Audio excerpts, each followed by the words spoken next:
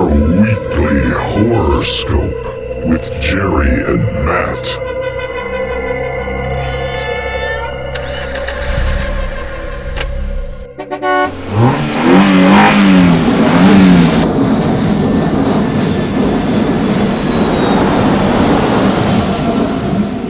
Hey, good evening, horror fans. Welcome to another edition of the Weekly Horoscope.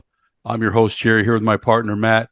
And Matt, this week, on the first day of spring, one of the common things you see about spring is spring break, people traveling, summer's coming up, and we thought it'd be a perfect time to bring in transportation terror. And you look at this category, and it's actually a pretty deep category when you consider the various forms of transportation that people use. And there's a lot of great movies that tie into some of these. Yeah, and transportation horror is actually pretty interesting to me because in life we're always aiming at something, we're always going somewhere, right? And so when you find yourself, on the path to anywhere you're going in life, it can turn to horror. And so to take that concept of, transporting yourself from one place to another and finding it to be a place of horror, I think is a pretty good genre to have a lot of these movies. And even growing up, when you're a kid, you have Oregon Trail. Right, so you're in You're second right. grade and you're in Oregon Yeah. Trail. It's like this is a horror. Like we're just trying to transport ourselves, Eventually, you're going to die of dysentery. right? Yeah. If you look at just looking at a train, there's Terror Train, the Yep, slasher. There's Howl. There's Train to Busan, a great movie that we've already great. covered. Yep. And then you move to an airplane, and you have like Final Destination, Red Eye, Blood Red Sky, The Langoliers. And then, of Langoliers. course, there's the famous segment of Twilight Zone, the terror at 20,000 feet. Airplanes are frightening in their own right. Yeah, a lot of people Um, get anxiety just thinking about being on planes. Some people won't even ride them.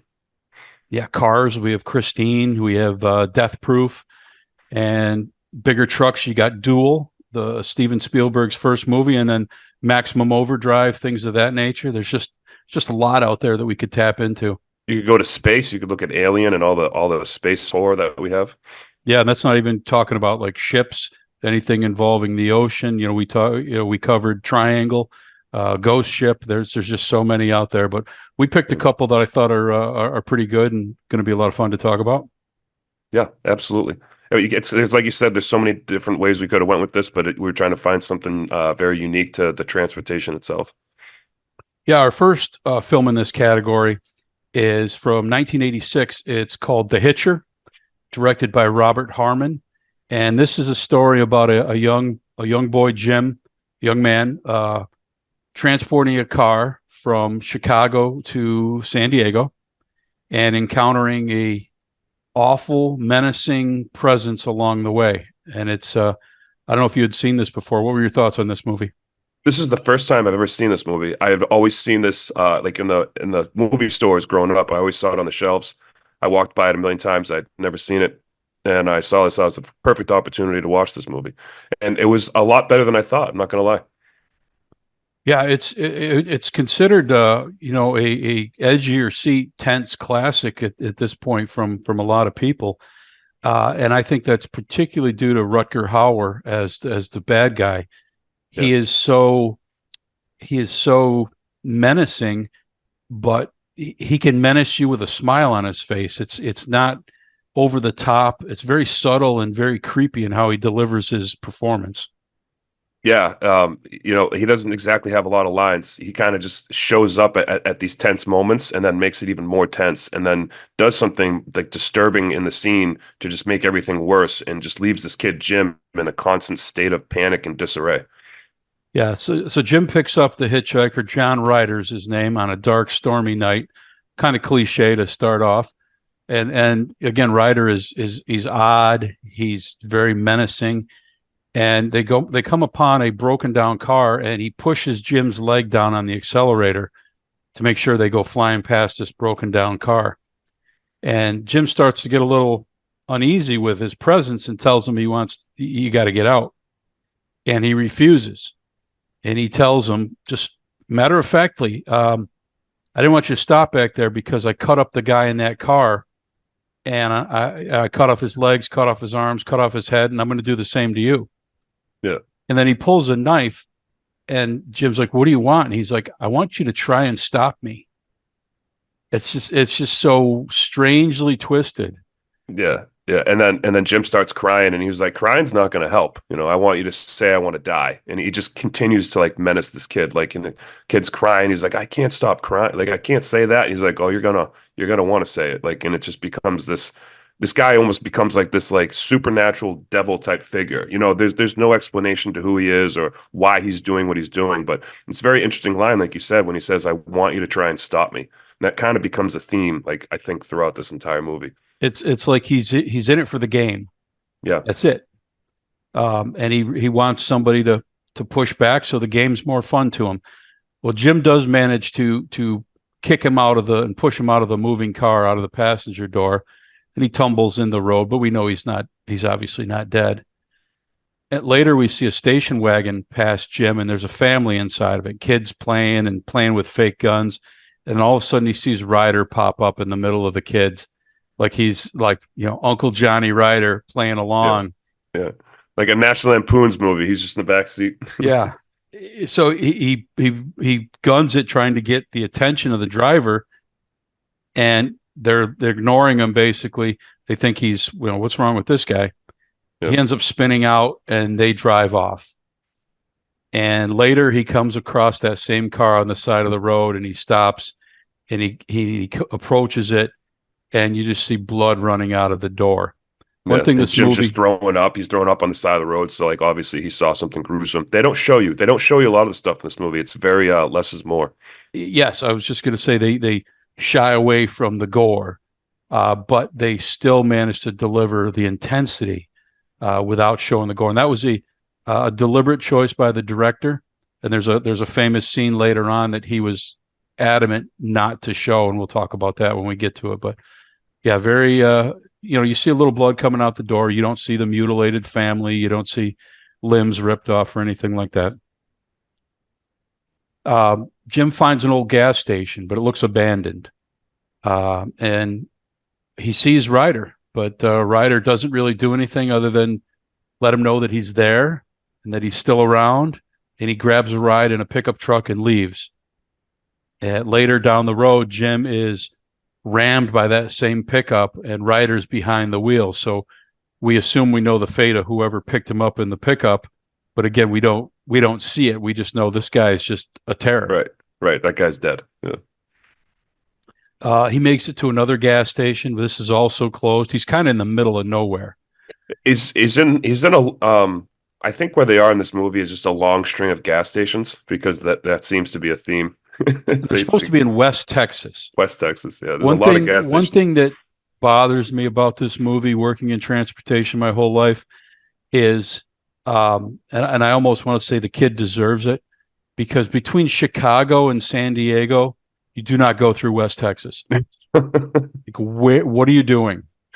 He didn't have a GPS. You are way off route there, kid. Yeah. And you probably deserve everything coming to you for that poor planning. Yeah. Like back then, you could even go to like AAA and they'd print you off a triptych, anything. But I'm like, West Texas, like that doesn't make sense. I think maybe later on, that's why the cops are so skeptical of his story. They're like, wait a second, you came from where and you're going where? If you were coming from Atlanta, okay, that makes sense. But right. Anyway, this gas station is closed. The payphone is locked inside, and we see Ryder crash the pickup out of the garage, run through the pumps, destroying them, gas leaking all over, and he lights them on the way out. And the place explodes, and we see Jim driving away with the car on fire. Yeah, which is another one of my favorite tropes of watching someone put a match in gasoline and the entire gas station blows up. Because if you take a match and you drop it in gasoline, it just goes. It won't do anything. It won't do anything. I'm not gonna test it. No, but I saw it as a kid. He makes it to a diner, and the diner isn't open yet. Everything is closed apparently. But the waitress, a woman named Nash, lets him in so he can call the cops, and cleans up, and she makes him a burger. And the cops arrive and immediately arrest Jim, which the logic doesn't really fly like why they immediately went to him. Yeah, they have guns out and everything. As soon as they see him, they tell him to get on the ground. It's not like they find him, his story's a little suspicious and they get curious. He calls for their help and they show up with guns pointed at him. Yeah. And they go to check his ID and his ID is gone and a knife with blood on it is in his pocket. So Yeah. we know Ryder pulled a switcheroo on him just to put him in a worse situation. They drag him away to the cell. He's arguing. Nobody wants to listen to the kid. He can't get a hold of anybody. He calls the company he's moving the car for. Nobody answers. He calls his brother. He says, "Oh, he'll be home." Nobody answers. So they throw him in a cell. He goes to sleep and wakes up. Go ahead.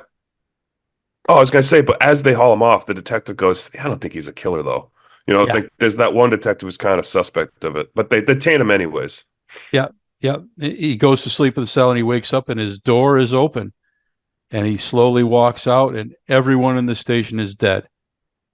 And he's like, oh boy. And again, and now it looks like him. So he takes a gun and runs into the hills to hide. I think he could have handled that a little differently because he kind of made himself look guilty.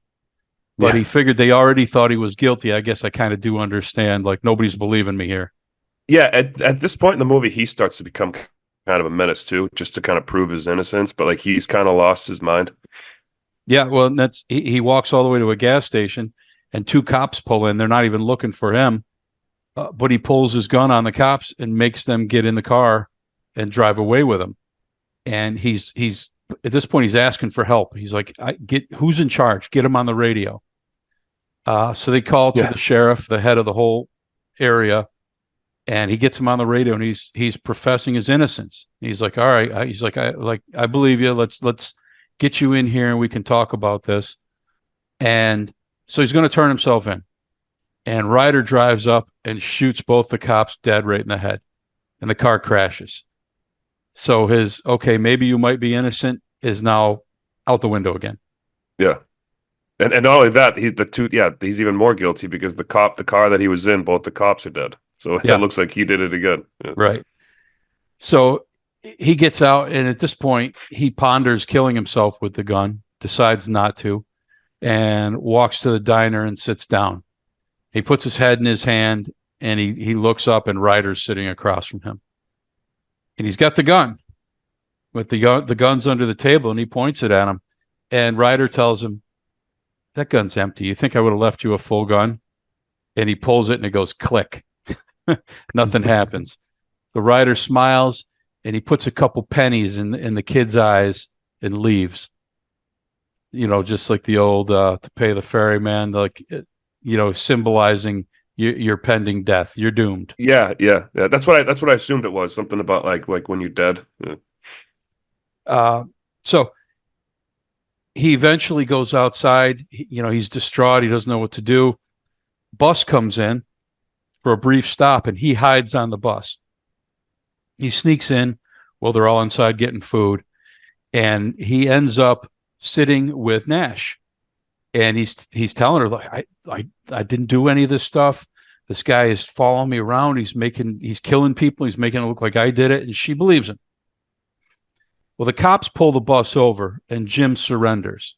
One of the cops is very mad at him. Some of the cops that were killed were his good friends, and he wants Jim to reach for his watch so that he said, "You spit on my sleeve. I want you to clean it off." Yeah. Reach for his sleeve. He's trying to set him up so it looks like he attacks. So it looks like he's reaching for his gun. He wants an excuse to kill him. Right. Everybody's watching this, and Nash comes out of the bus and shoots a gun in the air. And she's like, "I can't believe you were going to do that," talking to the cop. And the two of them escape together in the cop car. Now we have a huge chase through the desert. Cops are chasing him. Jim's driving. There's shooting going back and forth. And he gets the two cop cars, end up flipping over and just being destroyed. And now a police helicopter is tracking him. But Ryder, such an 80s movie. It is such an 80s movie. Ryder drives. He was, kind of off to the side watching this whole thing unfold, kind of following at a distance. he drives into the picture, and with his unbelievable pistol skills, shoots down the helicopter, gets the motor and the rotors running, it's smoking and starts spinning. Perfect. Like you said, perfect 80s movie. Yeah. So the helicopter crashes and explodes, and Jim and Nash end up walking away, going to a truck stop. At the truck stop, they get a room. Jim goes and takes a shower, and Ryder sneaks in and lays behind Nash, pretending to be Jim, which is creepy. Like, The whole thing's creepy. She's a young girl.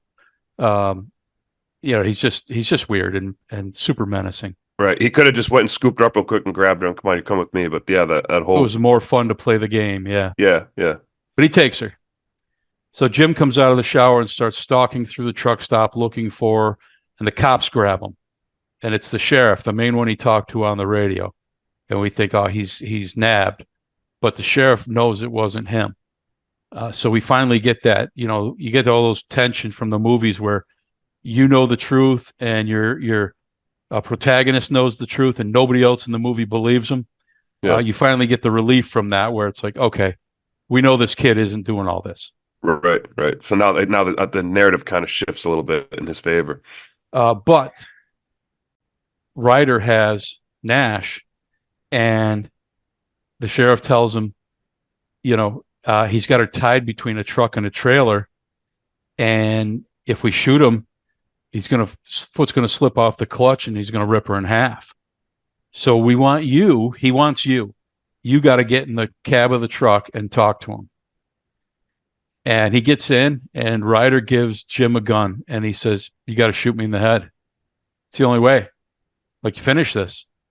It goes right back to the beginning when he says, "I want you to stop me." Right? It's almost like this is what he wanted. Yeah, a full circle moment where he's like, "All right, finish me," but he doesn't want to kill Nash, which he knows if he shoots him that, she's going to be torn in half. Yeah, his foot will let off the clutch and it'll just roll forward and she'll die. Yeah. So he refuses to do it. So Ryder he just lets his foot off and lets the truck roll, and we see the truck moving slowly and screams, and there was a lot of debate when they were making this movie. Some of the producers wanted to show this, and the director did not. He said it's more effective to imagine it, and so they didn't show it. They kind of show the hands kind of gripping into the chains, and you can hear the screams. Then just at that climactic moment, it just kind of fades to black. Yeah. So Ryder gets arrested. Jim spits in his face. Ryder's bust off, and Jim goes with the sheriff. He's giving him a ride, but Jim's not done with this. He grabs the sheriff's gun and tells him, "You're not going to be able to hold Ryder. He's going to get loose, and I have to finish this." He throws the cop out and takes his car and goes after Ryder. He arrives at the transfer bus just as Ryder is escaping. He pulls up behind it, and the back door opens, and there's Ryder. And he and probably somehow he gained control of that. I don't know how. Yeah, probably my favorite scene of the movie. He just jumps from the back of the bus, from the back door, through the windshield, just crashes into it, and goes spearing through into the front seat. And I like how when he's getting ready to jump, it goes into slow motion, that 80s slow motion, and he has this they give him this weird tiger roar type thing. It's roar, and he jumps in, and it's the perfect. Yeah, but it looked good. He hit the car and he goes crashing through, and he's in the front seat. All of the stunts were done well in this movie for sure. Yeah. Jim smartly slams on the brakes and sends Ryder flying back through the windshield, spilling into the middle of the road. But Ryder's got a gun, and he's shooting at the car, and Jim has to, be down. He's laying down, and the car won't start, of course, another stereotype, but he finally gets it going, punches the gas, and runs down Ryder. He gets out of the car and he picks up the shotgun, and he's kind of poking Ryder, thinking he's dead. Well, we've all seen horror movies in the 80s. We know he's not dead. Right. So he starts to walk away. And Ryder silently stands up, and now at this point he's bloodied, and he's He's a little bit torn up, but he's still menacing. He stands up and he's just coming up behind him. And Jim recognizes it, feels him, sees him, hears him, something. He turns around and he shoots him in the chest with a shotgun 3 times. And he stands alone in the road as the sun just starts going down. It's kind of a pretty scene The at the end. backdrop. Yeah. Yeah, it's Yeah. like, red skies as the sun's going down, and they're in the desert, but there's mountains in the background. It's kind of a It's picturesque cool. scene to Yeah, end it's a cool shot. Yeah. such a gory movie, or such a, Yeah. not gory, but such a violent encounter. An intense, brutal movie. Yeah. Yeah. Rutger Hauer had made a career choice to not play any more villains. He was the bad replicant in Blade Runner. He was a killer in the movie Nighthawks, Hmm. starring Sylvester Stallone, and he kind of had this psychotic, menacing character Typecast. down. But he didn't want to be typecast, so he said, I don't want to do those kind of movies anymore. And then he read this script, and he said, "Okay, I can do it one more time because I love this character." Yeah. And he made the movie, really. He does it perfectly. Yeah, like you said, he makes the movie. Every time he jumps in those scenes, it kind of just revs it up to 10. Uh, the main character Jim was played by young actor C. Thomas Howell. He was in The Outsiders, and he was also in Red Dawn. So he was on a pretty high career trajectory until after this movie he decided to do blackface in Soul Man, Yeah. and then he was in Z movies the rest of his career. That Yeah, kind then of he just disappeared. Yeah. that kind of and I don't know if you blame the kid for taking the role. He didn't write it, or blame his agent for suggesting it to him, but that was pretty much the end of his Yeah. successful career. Yeah, I don't know if there's any blame to be, pointed at, but I mean, sometimes careers just go off the rails. Yeah. Just yeah. Nash was played by Jennifer Jason Leigh.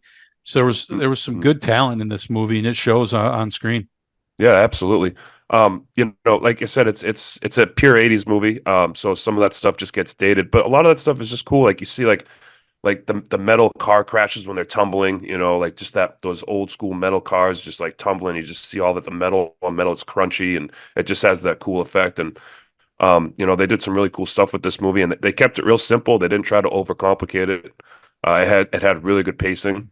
And Yeah, it's just it's quick. fun. Yeah, and Yep. then, like, if you talking about the car crashes, if you go and look at it's a low budget film, relatively speaking, um, but you look at the exploding gas station and all the car wrecks and cars flipping and the helicopter crashing, they really made the most out of the budget and really put a quality film on tape. Yeah, it's become a cult classic. It's not. I don't think it's known enough by people. I mean, I'm even guilty. I didn't watch it. I've heard of it before, but I wish I'd seen it earlier. It produced a sequel and a remake, so it did something. 2007 they remade it, right? Yeah, so Yeah. yeah, somewhere in the early 2000s. Yeah. Okay, well, that does it for the Hitcher. Our next transportation terror is Midnight Meat Train from 2008, directed by Rui Kitamura, and this is based on a Clive Barker short story from the Books of Blood. And had you seen this movie before? What were your thoughts on this? Yeah, I had seen it before. This is just a real fun movie to me. Um, and if I'm being like overly critical, I feel like it's a movie that tries to be a lot of things in different directions, but doesn't really hit on the full potential for all the things it's trying to do. But at the end of the day, I think it does all the action and gore and blood really fun. So it is a fun movie to watch. But like you'll look at things like, Bradley Cooper's character Leon, like his demise into insanity isn't nearly as good as something like you'll see in like The Joker, right? Or like you'll see like the scenes where he's like stalking people with his camera aren't nearly as good as something you'll see in Nightcrawler, right? Like, and so you see these like different elements it's trying to bring together. It just doesn't pull it all really tight. But it's still a fun movie. It's unique. It has a Lovecraftian feel to it. It's Clive Barker. It's a cool story. So all in all, I think it's a fun movie, but I think there are things I could kind of nitpick here and there. Many of my notes echo exactly what you're saying there. And I'll particularly I'll go back to the source material and the tone of the film. It's a grimy, gritty, like down and dirty, sleazy movie. And they Yep. tried to be like the blood was very stylized, Like 300. Yeah. very Sin City Yeah. 300 looking blood. And Yep. I thought the tone called for more like Maniac style, very Yeah. very gritty inside the city. It called for Tom Savini style special effects, not flashy cartoon effects. And I thought Yeah. they missed, and they created two different tones with by doing that. Yeah, and I thought the music, I think the music score didn't hit well for me in this movie. I thought the music scores often they just didn't fit the scenes. Like I thought they could have went with a different score, And I think but that's exactly what, to your point, trying to it tells a certain story and then tries to put these stylistic flares on it that don't fit the story. And I think the music and like the blood and the graphics all are a product of that. yeah, it's coming from multiple angles and it just never really becomes one solid thing. Now that said, I didn't hate the movie, Right. but the source material is so much richer in my opinion for all those reasons we mentioned. And grittier. We start with a Yep. man alone on a train late at night. He slips in a large pool of blood and he hits his head. And he rises to see a man in the next car brutally killing someone. And it's one of those opening glimpse scenes, cut away, and then start your story. So we don't really have any reference point for what that scene means. But we cut to Leon, a pre-hangover Bradley Cooper, who's a photographer intent on telling the history of the city. He wants to tell the real story of New York that nobody knows.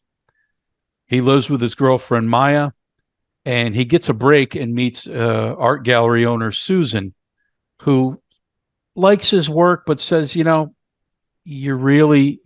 you want to tell the story of the city, you got to get deeper and into the heart of it. Yeah. He's got talent, but he's not pushing himself, right? She's trying to like push him, like Yeah. dig deeper. Yeah. So he decides to go out into the middle of the night, and he finds himself photographing what is nearly a sexual assault in the subway. And he ends up confronted by the gang members or the people who were about to commit this assault. And he points out the video camera in the hallway, which saves them from coming after him and basically saves the girl. So she gives him a kiss. Apparently she's a model. She gives him a kiss, thanking him for saving him, and gets on the train. On the train, she is bludgeoned with a huge metal hammer, just smashing her skull. And he didn't really save her. He just he sent her to a different fate. Right. Yeah, it was inevitable for her. Leon reads of her disappearance in the paper, and he's intrigued. He starts going through his pictures, and he shows Susan's his pictures from that night, and she is very, very excited and says, "Give me 4 more of these. This is, the true dark heart." This is the raw city. Yeah. He takes his pictures to the cops about the girl, and they kind of brush him off, like, "Well, what were you doing following her, taking pictures of this girl?"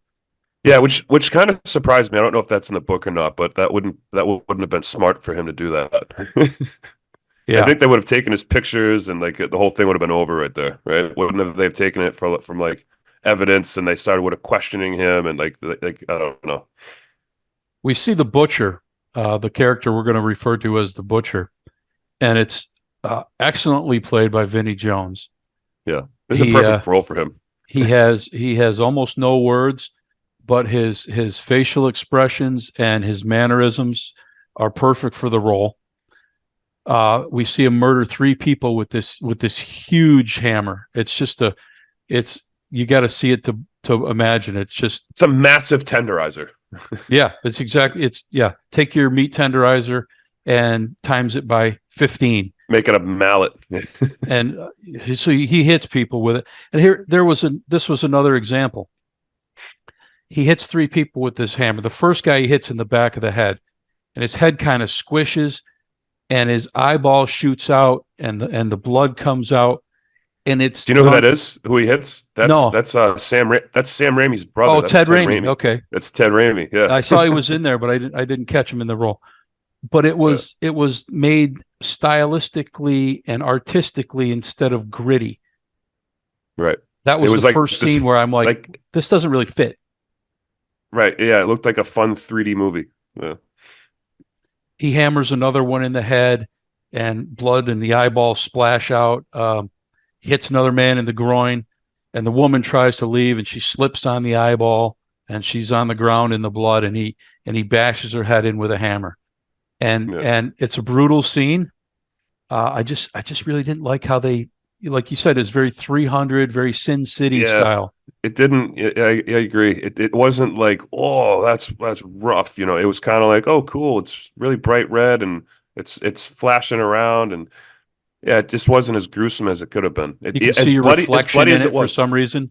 Yeah, yeah, as bloody It as has like yeah, a metallic tint to it. Like, okay, yeah, as bloody as it was, it just didn't have the gruesome feel that it should have. yeah. Leon, the photographer, he photographs the butcher getting off the train and notices on his hand is the same ring that he caught in the door of the subway when he was taking a picture of the girl getting on. So now he's doubly intrigued. Yeah, it's getting So, sucked in. yeah, he follows him the next day and sees him go to a meatpacking plant and later on to the subway. And he's photographing him the whole way. He starts to become kind of obsessed with him.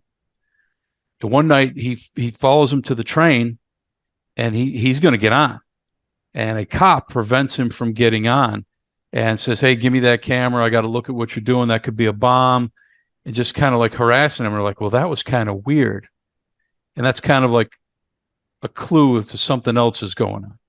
Yeah, Well, that night, the butcher has another man on the train to kill. And he hits him with his hammer, but the butcher seems sick. He's not himself, and the man fights back. And they have kind of a knockdown, drag out brawl where both men get their shots in, and it's a little unclear who's going to come out on top. yeah. That scene right there confused me for a second. Because when I first watched the movie, I always thought like, did he stab him and we didn't see it? Like, it's not clear that something else is going on. Yeah. Until the conductor comes out of the train, and we're like, well, okay, what's this guy going to do? And he shoots the man and tells the butcher he's disappointed in him. And we get an indication of a larger conspiracy going on here than just the butcher. And then we think back to the dismissive cop, and we think back to the cop preventing Leon from getting on the train, and we're thinking, just how far does this thing go? Right, right. Leon, meanwhile, is having nightmares about the train. He keeps seeing imagery of the train and of murders. And we learn that the butcher's name is Mahogany. And we see he has these weird lesions all over his chest. And he cuts them off and he puts them in a jar. And he's just got jar after jar after jar of these little things growing on him. Yeah. It's like they're like spores. They're like skin spores. And he's like popping them off with a knife. It's kind of gross. But he's definitely sick. He's definitely not 100%. Leon follows him again, and this time disguises himself as a meat packer, and he's photographing Mahogany throughout his day. He's at work, and Mahogany sees him, and he kind of turns and tries to follow him, and Leon hides, in a room full of hanging meat. I thought Rocky was going to come out and start, knocking some of the beef around. I thought about Rocky watch this movie too. I don't know if it's like a Pavlovian like from seeing like a response from seeing like hanging meat in freezers. I've seen Rocky so much that when I see that, I think about punching one of those things. I don't Absolutely. know. If I walked into a room and there was hanging meat, I'm going to punch it. I'd punch one. Yeah, I'd have to. I agree with you. Shake your wrist. That actually hurts. He manages to get out. The butcher's chasing him, Mahogany, and but Leon gets away, and he jumps on the back of a truck and gets away.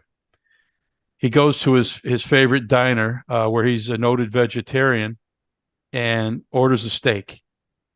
And he's like, "Yeah, what's the big deal? It's just a steak." Yeah, his behavior is becoming a little more erratic. Like he kind of like takes his friends like a piece of steak off his friend's thing. He's licking his lips and everything, and everyone's looking at him like he's weird. Yeah, well, and he gets weird. Yeah, He goes home and he shows Maya a map and research he's done and a history of abductions going back to 1895, and he sees a pattern that no one ever found.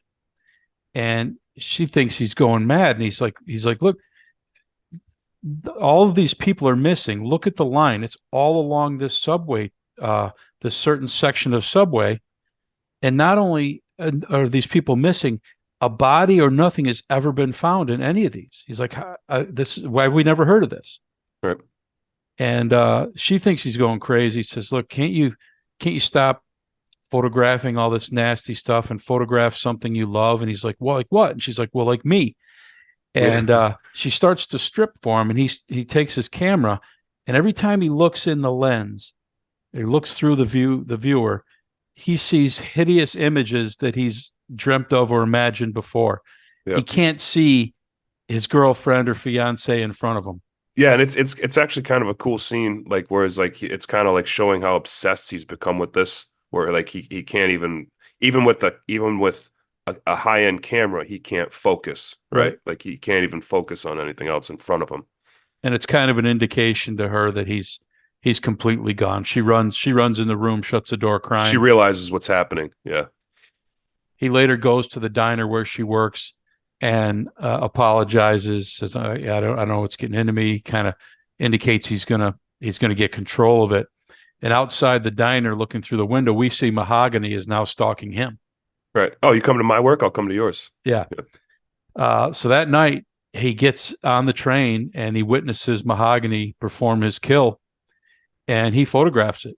And we get to see in more fine detail what the work entails. He removes teeth, fingernails, eyeballs. He cuts the hair off. And he sees Leon. He knows he was being watched, and he smiles at him and then knocks him out. Leon wakes up upside down inside the meatpacking plant, and he's marked across the chest uh, by something. Some demonic insignia that's on him now, right? Like it's a mark of the beast kind of thing. But we saw it kind of applied by these Lovecraftian creatures that we know exist in this movie, and I think they do a smart job of not showing really, Yeah, because again, this is a down and gritty kind of movie. The cinematography aside, that doesn't really match, yeah, and I think you would risk it getting a little hokey, particularly if you tried to show the creatures the way Clive Barker describes them. It's like Lovecraft. It's impossible to put on screen yeah. effectively. Yeah, like even when I read the description of some of the characters, in Hellraiser from the Hellborn Heart, like there's something different going on in my imagination. I don't know. So I haven't read the Book of Blood, but like I imagine it was probably really hard to like put these creatures on film. Um, and again, to your point, like it kind of gives a lot of mystery. Like I like when there's certain elements of mystery. I like when it kind of like makes you sit back and think like, well, what was the reason for that? And like the movie doesn't just tell you, it lets you just think, right? Mhm. So there's some elements to this movie that you're just kind of left with no answers. Yeah. He runs home. He's got the markings on him. He's acting crazy. Maya is, of course, worried as she has been, and she takes her friend Jurgis, and they know from his photographs she can see where this guy lives, the butcher. Uh, and they go to his house and they break in, and every drawer is filled with like implements of cutting or killing. There's hammers. There's scalpels. He doesn't have a silverware drawer. He's got a murder drawer. And every drawer is like that. Yeah, murder drawer. And the friend Jurgis, he finds Leon's camera hanging in the closet, but we see Mahogany is behind him. Maya sees the train schedules going back to the early 1900s, Yeah, and sees Mahogany in the other room, and she runs out, and she runs to the cops. She's got the book. She took it with her, and the same cop dismisses her as well, blows her off. Like, so you were breaking and entering? Yeah. Like, just like, what she told Right. Leon. So you're stalking this girl, taking Right. pictures? Right. These same people are coming to her with the same issue, with the same story, and she's just blowing them off. Leon is at his art show. He got an art show, from his photographs with Susan. And Susan is Brooke Shields, and it's like a shockingly weird movie to find her in. Yeah. Yeah. Yeah. But he's not himself. I Leon's think not maybe acting she was like trying to himself. support Bradley Cooper's career. Like, this guy's on the up and coming. I don't know. Yeah. Well, so he's not himself. He doesn't really care about the art show anymore. This was all he wanted before. Now he really doesn't want to be there. He And looks then really, just he takes looks off. strung out. There's something in his eyes. You can tell there was a character transformation. Yeah. And she says, well, don't you want to talk to your prospective buyer? And he's like, no, I got a train to catch. And it was kind of like a one-off line, but Yeah. he takes Yeah. off. He goes Yeah. to the meat plant and he suits up. He puts on all this gear like the butcher. Yeah. And the train goes by and he sees Maya on it, and he jumps aboard. And Maya sees the train car that's full of the hanging bodies that have been accumulated over this time. Apparently, there's one car that people don't go in. It's just they use this to hang up all the meat. And she sees her friend Jurgis, who disappeared from Mahogany's apartment. She tries to run, and Mahogany throws his giant hammer at her back and knocks her down. And he's over her, about to kill her with the hammer. And Leon stops him. He's on the train now. And the two have an epic fight in the middle of the hanging bodies. There's blades and there's hammers. And finally, Leon hammers Mahogany out of the door of the moving car and thinks he's gone. Maya hugs him, and the train stops. They get off, and the conductor tells them to step away from the meat. And they're at the end of the line, really. And I like how he refers to it that way too. It kind of gives you a quick indication of what's going on here. Yeah. And they're at the end. The tracks don't go any farther. They're at the depths of where this goes. Yeah. And these subhuman creatures come to feed. Mahogany, however, was not dead, and he comes dragging up to the scene, and they resume the fight in the middle of this boneyard. Yeah, it's like they're in like a cavern or something like that. Yeah, it's the end of the tunnel. Yeah. And it's full of all these bones from the feeding. And again, they have this knockdown, drag out fight. Leon ends up sticking a femur straight through Mahogany's neck to finally finish him off.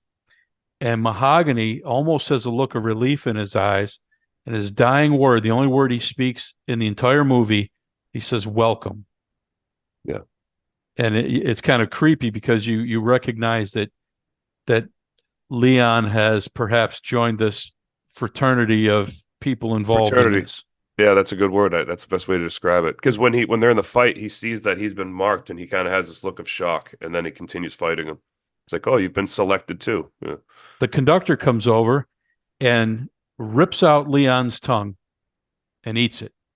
And we get kind of an indication why Mahogany was such a non-chatty fellow. Yeah. And he explains that they're a secret group that keep the creatures fed so that they stay down here and that order can be maintained and they're not running free, eating everyone in the city. Yeah. And they're sworn to perform this job until the end of time. Yep. And they're protected to bring them down there, and they get to live. And that's just like you said, it's the order that gets to be kept. Maya is passed out on a pile of bones, and the conductor guts her, just completely just rips her open and tells Leon to serve. It's like some Aztecian sacrifice where he like guts her and takes her heart out and like pulls the heart out. And he's like, it's your turn. You got to serve. Yep. And we cut to Leon meticulously preparing for work in kind of the same manner we saw Mahogany. He was always meticulously dressed and groomed and prepared, and he looked almost like Robert De Niro's character in Heat, where you appreciated his level of professionalism, even though he was doing something wrong. Right. Yeah. Yeah. The slick back hair with the close fade, and he's got the tight suit with the nice briefcase. And we do, what we always do with this type of setup is we replay the opening scene where the man slipping in the blood and seeing the murder in the next train car. And Leon, his head turns subtly, and we just get enough of a glimpse to see that the killer, he has the same haircut now as Mahogany, but we see enough of his face to recognize Leon is now the butcher. Yeah. And the cycle's complete. Yeah, the torch has been passed on to him. Again, it's not a bad movie. It's got a lot of good points. The acting's good. The action is good. I just think they missed the right tone that would have taken this subject matter. And again, I go back to another movie that is in the heart of New York City, and Maniac, and how gritty and grimy and on that dirty level it is. And I think this story called for that same kind of treatment. Yeah, I agree 100%. Yeah, the slick visualization just didn't fit right. I didn't think the music score fit right. But it's a fun movie. Yeah. Again, the source material is great. You can see glimpses of Clive Barker's brilliance throughout the story. Good, not great. Leave it at that. Yeah. And I think it could have been great. Yeah, yeah. And maybe at some point, Clive Barker has a lot of material. So I mean, Book of Blood has a lot of short stories, isn't it? And he has like a couple of them. Yeah, 6 so who volumes. knows, maybe. Yeah, yeah. So I'm sure something else will be pulled out of there and be done again. We'll get another opportunity to see something. Yeah, a lot of them have been done, but it's funny. A lot other than the Hellraiser, a lot of them are low budget. Kind of. Yeah.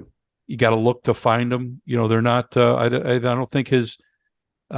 Despite the success of Hellraiser, I don't think they ever got the big budget approach that really does his work justice.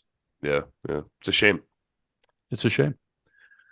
All right. Well, that is Transportation Terror. A couple interesting movies. It's pretty diverse in their approach to, how transportation impacts the story, but it was fun.